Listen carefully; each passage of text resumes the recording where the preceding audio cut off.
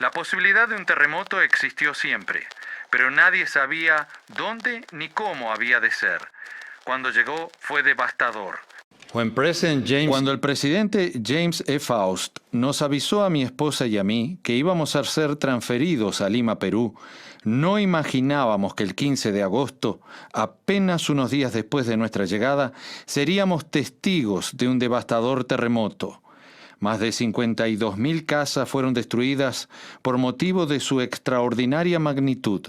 Y lo peor de todo fue que dejó más de 500 muertos, de los cuales 9 eran miembros de la iglesia. Los miembros de las estacas de Ica y Pisco y de los distritos de Cañete y Chincha fueron los que sufrieron más las consecuencias del temblor. La ayuda de la iglesia, tanto a sus miembros como a los de otras religiones, fue inmediata. A la mañana siguiente del terremoto, nuestros miembros recibieron alimentos y ropa en la zona del desastre. Y antes del mediodía, la Iglesia brindó ayuda humanitaria a la defensa civil de la nación. Muchos miembros que se habían quedado sin casa fueron hospedados en nuestras capillas. A pesar de lo inesperado de la catástrofe, la organización del sacerdocio funcionó muy bien para brindar ayuda a los menos afortunados. Los presidentes de estaca y distrito, junto con los obispos, salieron a visitar a sus miembros pocos minutos después del terremoto. Vale la pena recalcar la situación terrible en que salieron estos líderes del sacerdocio. Era de noche, había apagones, abundaba la destrucción y la tierra no paraba de sacudirse. Estos magníficos líderes del sacerdocio dejaron a sus familias en un lugar seguro y salieron a caminar en la oscuridad entre llantos de personas rodeadas de casas derrumbadas. Así salieron nuestros líderes durante el transcurso de esa noche y de los días siguientes, encarando frecuentes y fuertes réplicas sísmicas, así como una alerta de maremoto, buscando entre los escombros y en medio de la conmoción, poniendo en riesgo sus propias vidas para llegar a todos los miembros. Un obispo manifestó: sin pensarlo 2 veces, corrí a buscar a mis hermanos y líderes de la iglesia, y los encontró. Así pasó casi toda la noche. ¿Qué motivó a estos líderes a salir a ayudar a otros, incluso arriesgando sus propias vidas? Sin duda fue la gran fe en el Salvador y su iglesia. Fue la comprensión de su llamamiento como líderes del sacerdocio. Fueron los principios del Evangelio grabados en sus vidas, antes del terremoto y no durante la crisis. No con tinta, sino con fuego por el Espíritu en las tablas de carne de sus corazones. La posibilidad de un terremoto existió siempre, pero nadie sabía dónde ni cómo había de ser. Cuando llegó fue devastador, pero bajo la dirección del sacerdocio se afrontó el desafío del momento. En muchos casos, cuando los miembros no podían más, el Señor les tendía una mano de ayuda. Algunos miembros informaron haber visto varones vestidos de blanco ayudándolos a salvar sus vidas. Otros oyeron voces que los dirigieron. Los años de servicio en la iglesia brindaron una escuela preparatoria para organizarse y ayudarse unos a otros. Lo mismo acontece en nuestras vidas. No sabemos cuándo ni cómo nos llegarán terremotos.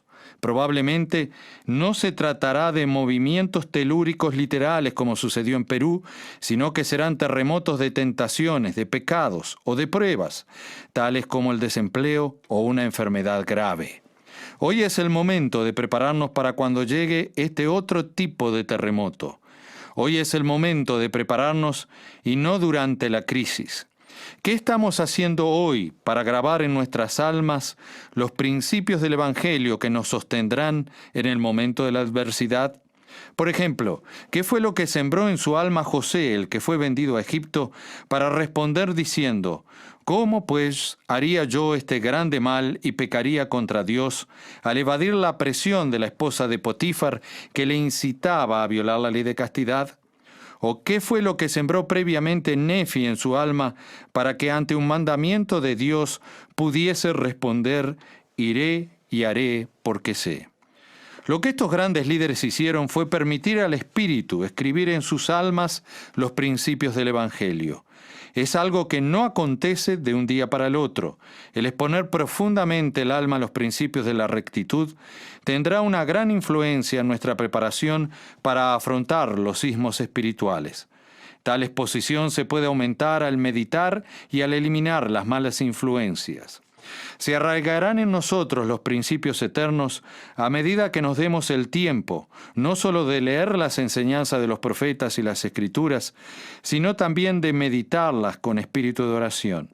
Nefi, por ejemplo, se dio el tiempo de detenerse y orar, lo cual resultó en que se viera expuesto a perlas doctrinales. Dense el tiempo de cumplirlo con lo que el Señor nos ha indicado. Atesorad estas cosas en vuestro corazón y reposen en vuestra mente las solemnidades de la eternidad. En un mundo que exige cada vez más de nuestro tiempo, es indispensable que nos demos el tiempo necesario para meditar en nuestros hogares, a fin de que comprendamos la doctrina divina y sus principios. Como el Salvador lo expresó, id a vuestras casas y meditad las cosas para que podáis entender y preparad vuestras mentes para mañana. Al hacer esto, nuestra exposición a la doctrina y a sus principios seguirá aumentando si también seguimos la precaución del Salvador en relación a las malas influencias. Es muy probable que haya personas que nos presionen para que actuemos o pensemos de forma tal que los futuros sismos nos encuentren sin la preparación debida. Al respecto, el Salvador nos dio una clave, la cual nos ayudará a prepararnos mejor hoy para las vicisitudes que vendrán. Él declaró: por tanto, si tu mano te fuere ocasión de caer, córtala, o si tu hermano te hace tropezar y no confiesa ni renuncia, será cortado. Afortunadamente, el mismo Salvador enseñó el significado de cortarnos la mano. No se trata de mutilarse, sino de quitar de nuestras vidas hoy las influencias que evitan que nos preparemos contra los terremotos de mañana. Si tengo amigos que son una mala influencia para mí, el consejo es claro. Mejor te es entrar en la vida sin tu hermano que tú y tu hermano seáis echados al infierno.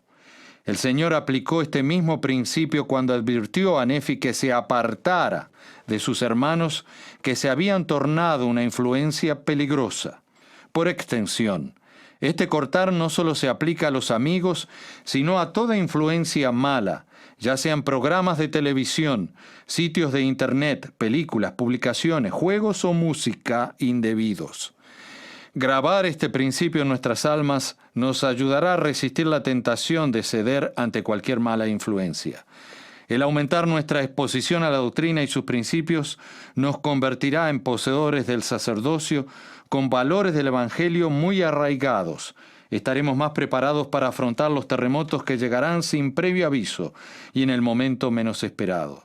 Entonces podremos expresar nuestra gratitud como lo hizo la hermana Linda Cruzado en Ica, que después de haber pasado la noche a la intemperie, escribió: al amanecer del día siguiente, nuestro Padre Celestial nos demostró su amor con un cálido sol que salió muy temprano y en la noche nos consoló con un cielo muy estrellado. Hoy es nuestro momento de ser valientes y decidir exponer nuestras almas seria y profundamente a las enseñanzas del Salvador. Sé que Él vive y que nos tiende una mano de ayuda después de hacer todo cuanto podamos. De ello testifico en el nombre de Jesucristo. Amén. Gratitude, as did Sister Linda Cruzado in Ica. After spending all night exposed to the elements, she wrote, "At daybreak the next day, our Heavenly Father showed His love through a warm sun that came up very early, and at night He comforted us with a very starry night. Today is our time to be valiant and decide to give our souls a serious, profound exposure to our Savior's teachings. I know that He lives, and after we do all we can, He will make up the difference. I so testify in the name of Jesus Christ. Amen."